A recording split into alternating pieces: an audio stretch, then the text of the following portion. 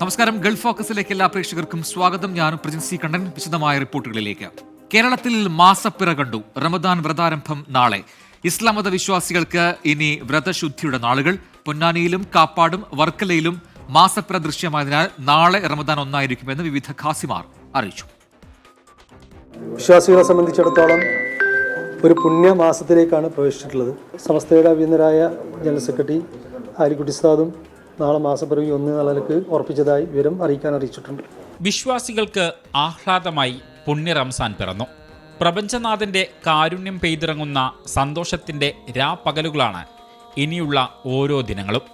ഒരു മാസക്കാലം വിശ്വാസികൾ പകൽ മുഴുവൻ ഭക്ഷണവും വെള്ളവും വെടിഞ്ഞ് നോമ്പ് നോൽക്കും. കണ്ണും നാവും ചെവിയുമെല്ലാം അരുതായ്മകളിൽ നിന്ന് അടർത്തിയെടുത്ത് ദൈവത്തിൽ മാത്രം സമർപ്പിക്കും.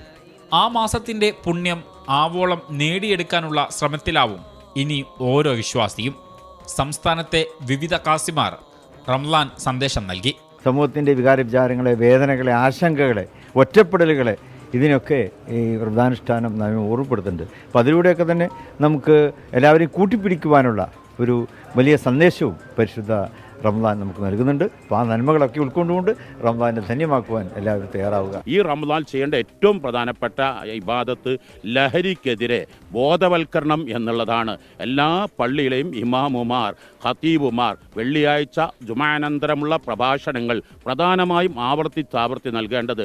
അതാ തറാവീഹിന് ശേഷമുള്ള പ്രഭാഷണങ്ങൾ, വനിതാ ക്ലാസുകളൊക്കെയും നൽകേണ്ടത് ലഹരിക്കെതിരെയുള്ള ഉത്ബോധനങ്ങളാണ്.